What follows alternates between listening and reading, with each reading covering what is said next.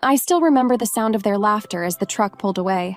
The tires kicked up dust, the sun was hot on my back, and my heart dropped straight into my stomach. "Kyle!" I yelled, running after them, my hands waving like a fool. "Kyle!" But they just laughed harder. His brothers, Brad and Chase, had their heads sticking out the windows, filming the whole thing like it was some kind of joke. I could hear Chase shouting, "Good luck, Lena! See you in 300 miles!" as they drove off. That gas station sat in the middle of nowhere. One pump, a dirty bathroom, and a vending machine with old chips. Nothing else. My phone had just died. No charger, no wallet. I'd left it in the truck when I ran in to grab Kyle an energy drink.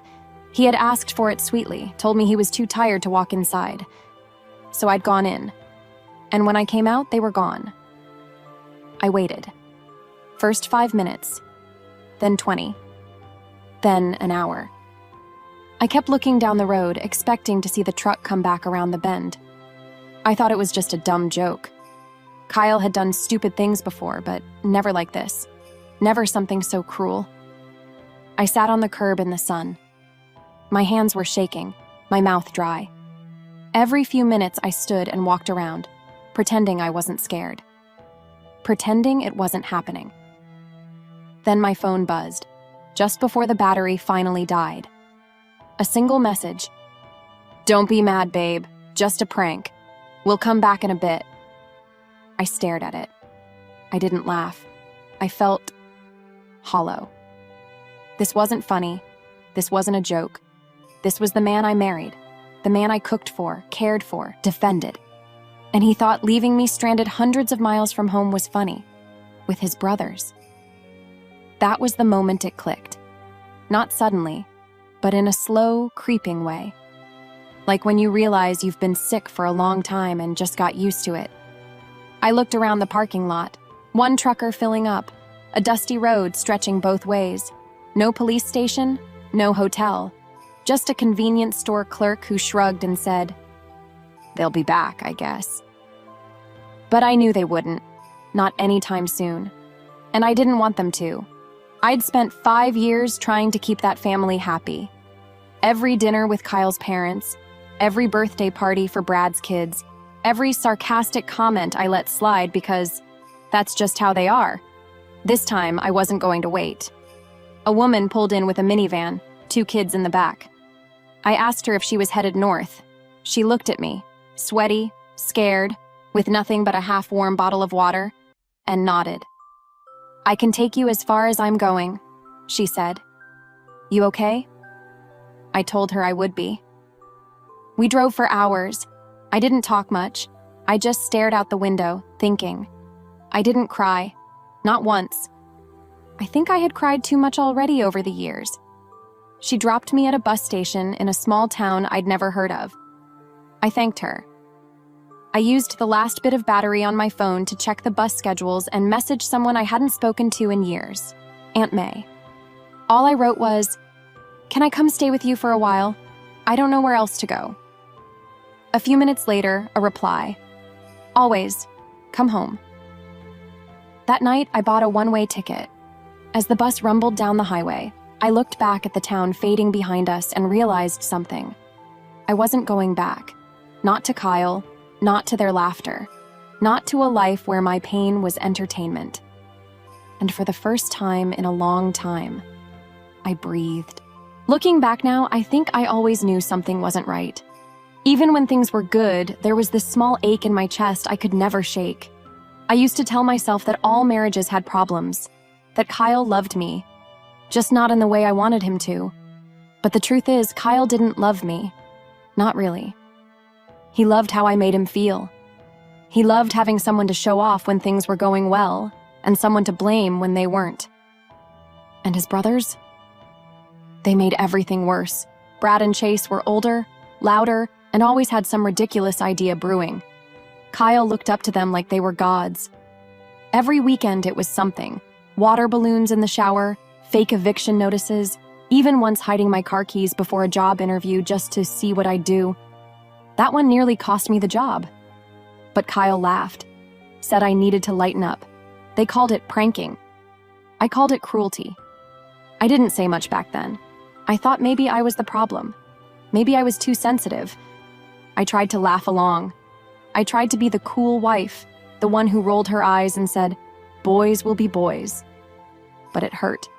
Every single time. After 3 years of marriage, I started setting money aside. Not because I planned to leave. Not yet. But because something deep inside me whispered, one day, you might have to. I'd squirrel away $10 here, 20 there. I opened a small account under my name, using my mother's maiden name, and never told anyone. Kyle never noticed. He wasn't interested in the details of our finances. That was my thing.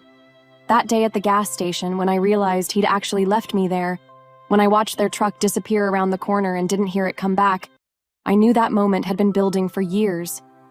It wasn't just about the prank. It was about all the times I swallowed my hurt and smiled anyway. So I used that money. The woman with the minivan dropped me off 2 towns over. She gave me some snacks, a phone charger, and a $10 bill. "Just in case," she said. I'll never forget her kindness. Her name was Marcy. At the station, I bought a cheap flip phone and used it to reach Aunt May. I hadn't spoken to her in years. After my mom passed, we lost touch. But she picked up on the second ring, like she'd been waiting. She didn't ask many questions, just gave me her address and told me to come. I used the rest of the money for a one-way bus ticket. I didn't know exactly what I'd do when I got there, just that I needed to go. I needed somewhere quiet, somewhere safe. The bus ride took all night. I stared out the window, watching the streetlights blur into streaks.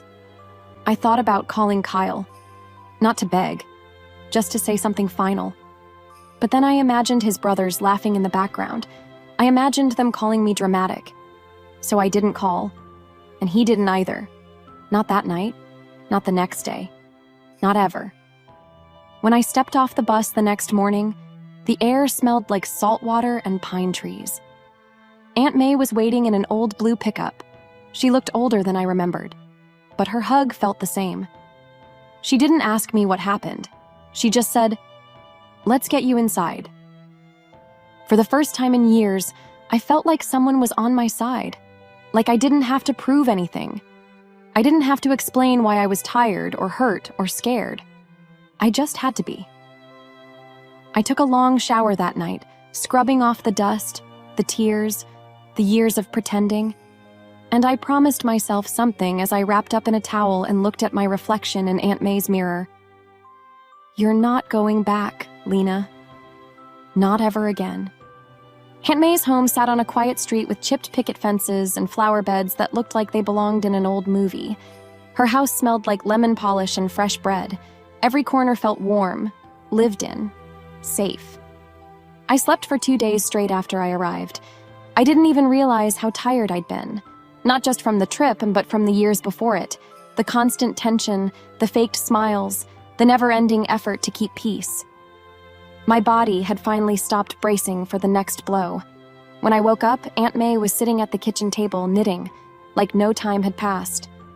She slid a plate of eggs and toast in front of me, then handed me an envelope. Inside was a small pile of cash and a folded piece of paper with a name written on it, Lena Morgan. "My friend at the diner can use help," she said softly. "They don't ask a lot of questions. Just tell him that's your name." I stared at the paper. My heart beat a little faster. Morgan was my mother's maiden name. I hadn't heard it in years. But it fit.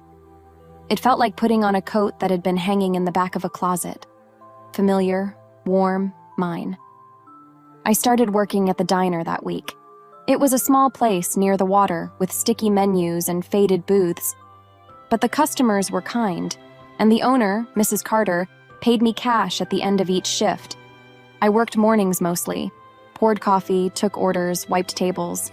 It wasn't glamorous, but it gave me purpose, and it gave me time to think. At night, I'd sit on the back porch with Aunt May, sipping sweet tea and watching the sun dip into the ocean.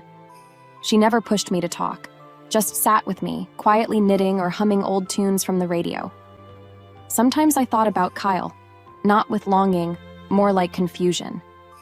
How had I let myself stay so long in something that chipped away at me piece by piece?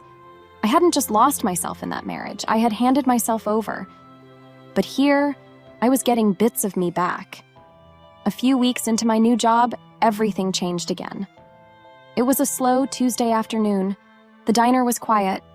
I was refilling the napkin holders when I heard the bell above the door jingle. A man stumbled in, tall, rough around the edges, soaked in blood. At first, I thought it was a prank. My whole body tensed. But then I saw his eyes. Wild, pained, real. "Help," he said, before collapsing near the counter. Time froze. Then my instincts kicked in. I rushed over, checked his pulse, grabbed a towel, and pressed it against the bleeding on his side. Mrs. Carter called 911 while I stayed with him, whispering, "You're going to be okay. Just hold on." The ambulance came fast. They worked on him right there on the diner floor. Before they wheeled him out, he grabbed my wrist and looked straight into my eyes. "Thank you," he said, his voice raspy. His name was Grant. That's all I knew. I didn't think I'd see him again. But a few days later, he came back, limping, bruised, but standing. He asked for coffee. Then he asked for my name. "Lena," I said cautiously. He smiled. "Thank you for saving my life, Lena." He came in every few days after that, always sat at the same booth near the window. Sometimes he'd read the newspaper, sometimes he'd just sit and stare out at the ocean. He didn't talk much at first, but when he did, he was different from the men I'd known. He didn't interrupt. He didn't joke at my expense. He didn't need to be the center of attention. He listened. It felt strange, new. I didn't know who he really was or what had happened to him. But one thing was clear. He was running from something too. Maybe that's why I didn't feel so alone anymore. By the time autumn rolled in, Grant had become a regular part of my world. He never said much about his past, and I never asked. It felt like we had an unspoken agreement. I wouldn't ask where he came from, and he wouldn't ask who I used to be. We just existed in the now. Quiet mornings, coffee refills, soft glances that lingered just a little too long. Still, there were moments I caught him staring out the window with a look that made my chest tighten, like he was remembering something painful, like he was preparing for it to come back. One evening, a storm rolled in, thick gray clouds, sheets of rain. The diner closed early, and I walked home with my coat pulled tight. When I reached Aunt May's porch, I saw a figure sitting on the steps. It was Grant. He was drenched. His hair clung to his forehead. His hands were buried in his jacket pockets. When he looked up at me, I saw something raw in his eyes. "I didn't know where else to go," he said. I nodded and opened the door. Aunt May wasn't home. She'd gone to her church group, wouldn't be back until morning. "Come inside." He hesitated for a second, then followed. I gave him a towel and made some tea. We sat at the kitchen table while the storm rattled the windows. For a while, we just listened to the rain. Then he spoke. "I used to be a detective," he said, his voice low. "Big city, narcotics division. Got too close to something I wasn't supposed to. My partner was on the payroll, dirty. Set me up, got me shot, left me for dead." I stared at him, not sure what to say. "They covered it up," he continued. "Said it was a drug deal gone wrong. I knew better. I survived, but I lost everything. My badge, my apartment, my name." He looked up at me, like he was waiting to see if I'd run. I didn't. Instead, I said, "Sounds like you needed to get away." He nodded. "Yeah, just wanted somewhere quiet. Somewhere no one would find me." We didn't talk after that. We just sat there, drinking tea while the storm howled outside. That night, he slept on the couch. I brought him a blanket and pillow. When I turned to leave, he gently touched my hand. "Thank you, Lena, for everything." I went to bed with my heart beating too fast. The next few weeks, Grant kept coming by. Not just to the diner, but to the house. He'd help Aunt May fix the porch railing, carry groceries, sweep fallen leaves. He never made it feel like a favor. He just showed up. Every time I turned around, he was there. Quiet, steady, present. And then, things started to shift. One afternoon, I came home to find the front door wide open. My chest tightened. Aunt May was out. I stepped inside, slowly. The living room looked untouched. But in the kitchen, one of the drawers was open, the one where Aunt May kept her spare cash. Nothing else seemed missing, but I couldn't shake the feeling that someone had been there. I called Grant. He was there in minutes. He checked the locks, walked the property, asked if anyone had seen anything suspicious. I could tell something about it rattled him, more than it rattled me. "This isn't random," he muttered. "Someone's watching." "Me?" I asked. He didn't answer. After that, Grant started staying closer. He put new locks on the doors, installed a small camera over the porch. He even brought a flashlight and kept it by the side table near the door. He was always calm, but I could tell his mind was racing. At night, I started sleeping with the light on. Aunt May didn't say much, but one evening while folding laundry, she looked at me and said, "Sometimes the people we run from don't chase us because they want us back. They chase us because they lost control." I didn't respond, but I felt her words settle into my bones. Somewhere, far away, Kyle still existed. His brothers, too. They were out there, living their lives, probably laughing about the day they left me behind. But something had shifted. I wasn't scared of them anymore. I was scared of what they'd do if they realized I wasn't scared. It had been nearly 5 years since I heard his voice. But the moment I opened that door and saw Kyle standing there, it was like time folded in on itself. My hands went numb. My breath caught in my throat. For a second, I thought I was imagining things. He looked older, leaner. His hair was longer, a little messy. There were dark circles under his eyes, and he held his hands up slowly, like he didn't want to scare me.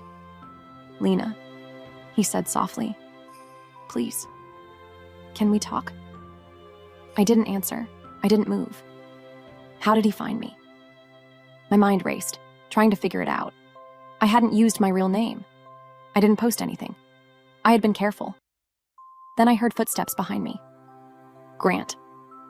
He came up beside me and stood between Kyle and me in one smooth, quiet motion. "Who are you?" Grant asked, firm but calm. Kyle blinked at him, clearly caught off guard. "I'm her husband." Those words hit me like a slap. Husband. As if that still meant something. As if 5 years of silence didn't happen. As if he hadn't left me in the middle of nowhere for a laugh. I stepped out from behind Grant, my voice steady. "I'm not your wife." Kyle's eyes darted between us. "Lena, please, just give me 5 minutes." I looked at Grant. He didn't say anything, just gave me a slight nod. I stepped outside and closed the door behind me, leaving Grant inside. We stood on the porch. The wind carried the smell of sea salt and rain-soaked leaves. Kyle shoved his hands in his jacket pockets and stared at the ground for a long time before speaking. "I've been looking for you," he said, "ever since the video." "What video?" I asked, my voice flat. He glanced up, almost embarrassed. "Brad and Chase. They started a podcast last year, just messing around, telling stories. One day, they talked about what they did to you at the gas station. They thought it was hilarious." I stared at him, expressionless. "It went viral," he said. "People were outraged. I didn't even know they were going to share that story. When I saw the clip, something in me snapped." "Did it?" I asked quietly. He looked down. "I left them. Got out of the business. I've been trying to fix my life. I've been trying to find you for over a year." "Why now?" He took a deep breath. "Because I couldn't carry it anymore. What I did, what they did, it haunts me." I wanted to believe he meant it. I really did. But his regret came 5 years too late. "You thought it was funny," I said. "You all laughed." "I know," he whispered. "I was stupid. I didn't see what I was doing to you until it was too late. You didn't come back." He looked at me, pain written across his face. I thought you were just angry. I thought you'd cool off and come home. I was angry, but I wasn't waiting. I left. I saved myself, because none of you were ever going to. He wiped his face with the back of his hand. I just needed you to hear me out.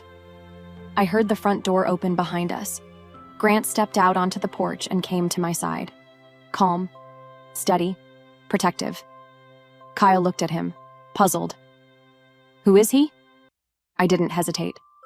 My fiancé. Kyle's jaw clenched. Grant didn't say a word, but his presence said everything. I turned back to Kyle.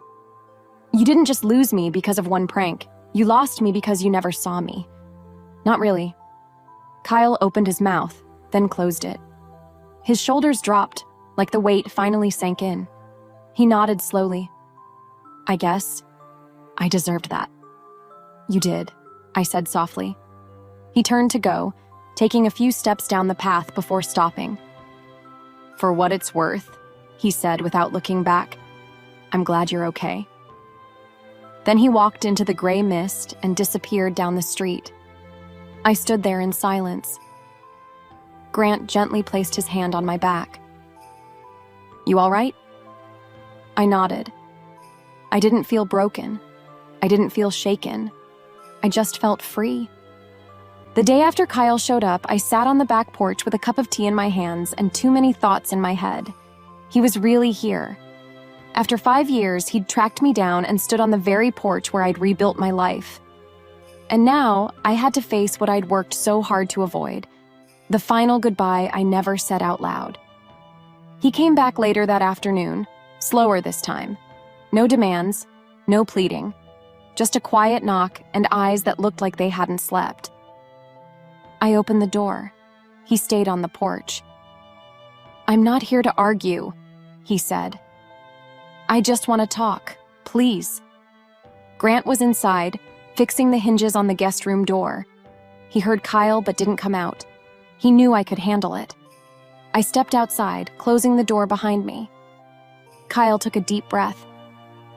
I know there's no fixing this. I'm not expecting a second chance.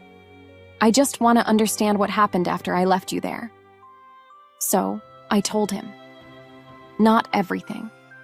Not the new name, not the fear, not the nights I cried into Aunt May's sweater. But I told him the parts that mattered. How I waited for hours in the sun. How I realized I didn't want to be found anymore. How I used the money I'd been saving, the money he didn't even know existed, to buy a bus ticket and vanish. How long were you planning to leave? He asked. I didn't plan it, I replied. But when it happened, I knew it was the door I'd been waiting for. I just didn't know it until you slammed it shut behind you. He looked like he wanted to cry. I thought you were just being dramatic. I didn't know. No, I cut in. That's the thing. You never knew. I tried to tell you how your brothers made me feel. I tried to tell you how exhausted I was. But every time, you told me to chill out or take a joke. And when I couldn't laugh, I became the problem. He didn't argue, just nodded slowly. What happened to Aunt May? He asked. She passed away last year, I said, eyes steady. He flinched. I'm sorry. She gave me a place to land. She didn't need an explanation. She just opened her door. There was a long pause. I saw the way that man looked at you, Kyle said quietly. He's not just your fiancé. He's something else. He's the one who showed up when you didn't. Kyle closed his eyes. I deserve that. You do. He reached into his jacket pocket and pulled out a folded photo. It was a picture of us, taken during our honeymoon. I barely recognized the woman in it. She looked hopeful, tired, but hopeful. He held it out. I didn't take it. I'm not that girl anymore, I said softly. And you're not that man. We've both changed, but only one of us learned from it. Kyle's voice cracked. I'll regret it for the rest of my life. You should, I replied. Just then, the door creaked open. Grant stepped out, wiping his hands on a rag, not looking for drama, just standing beside me like he always did. Kyle glanced at him, then back at me. He's lucky. I am too, I said. He gave me a final nod. No more words, no more begging. Just a quiet turn as he walked back down the path, shoulders low, hands in his pockets. And that was it. He didn't come back the next day, or the next. Something told me he wouldn't again. That night, I sat with Grant on the porch. He handed me a warm mug, then gently squeezed my hand. "You okay?" he asked. I nodded. I needed to say it out loud, to look him in the eye and let him know he didn't win. He didn't. I leaned into his shoulder. You know the worst part? What? He still doesn't understand that it wasn't the prank that broke us. It was everything that came before, and the silence that followed. Grant kissed the top of my head. Then he never really knew you. No, I whispered, but you do.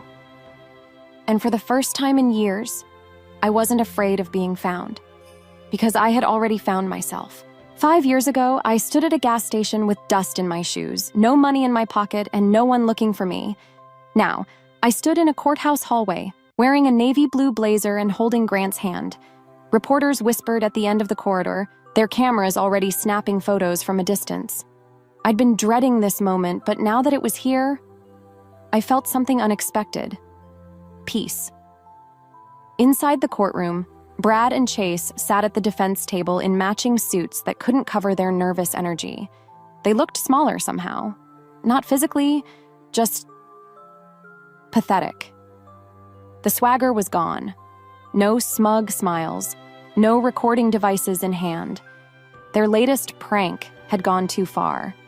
They had humiliated a young woman in front of her entire workplace, rigging her office with hidden cameras, shaving cream bombs, and fake eviction notices, all for clicks. But this time, it wasn't funny. She had a seizure from the panic and nearly died. That was the end of their fame. The internet turned on them, and the lawsuit brought them here, and they dragged Kyle in with them. He sat behind them, quiet, staring down at his hands. He looked like a man unraveling, caught between shame and helplessness. When I walked in, his eyes met mine. For a moment, he looked like he might get up. But then he saw Grant beside me, calm, solid, and fully mine. Kyle didn't move after that. I took the witness stand that day, not because I wanted revenge, but because I wanted truth. The lawyer asked me to explain the gas station prank, the one that had made Brad and Chase go viral before their downfall. I told the court what happened, the hours I waited, the fear, the silence. But more than that, I explained what people don't see when they watch a video for laughs. They don't see the woman waking up from nightmares weeks later. They don't see the trust unraveling, the sense of safety replaced with suspicion. They don't see the quiet decision to walk away from everything she's ever known, because staying would mean slowly dying. The courtroom was silent when I finished. Even the judge looked stunned. Brad shifted uncomfortably in his seat. Chase wouldn't meet my eyes. Kyle? He looked like he wanted to disappear. After the session ended, I walked out into the bright sunlight, a rush of reporters behind me. I ignored them all. Kyle followed me outside. Lena? I turned. He paused. I don't know what I thought would happen. I do, I said calmly. You thought I'd still be waiting. He looked like he wanted to argue, but no words came out. You didn't come back for hours, I said. Not that day, not the next, not ever. You say you regret it, but what you regret isn't what happened to me. It's what you lost.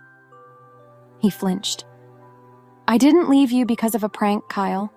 I left you because that prank showed me the truth. I didn't matter to you. Not in the way I deserved. He swallowed hard. And him? He glanced toward Grant, who stood near the courthouse steps, patiently watching. Him? I repeated, a small smile forming. He didn't find me when I was whole. He found me when I was broken. and he never once tried to fix me. He just stood beside me while I healed myself. Kyle's eyes watered. Do you still hate me? I don't hate you, I said honestly. I just don't belong to you anymore. And with that, I turned. I walked away from him without looking back. Grant met me halfway, slipping his hand into mine like it had always belonged there. You okay? He asked. I nodded. I said everything I needed to say. We walked through the crowd and down the courthouse steps together. The press shouted questions, but their voices faded behind us. The wind brushed through my hair and the sun felt warm on my face. I didn't need to hide anymore. I didn't need to explain myself or justify the life I had built. Kyle stood at the top of the stairs, watching us. Alone. The same way I had once stood on the side of a road watching him disappear. Only this time, I wasn't the one left behind. I was the one walking forward.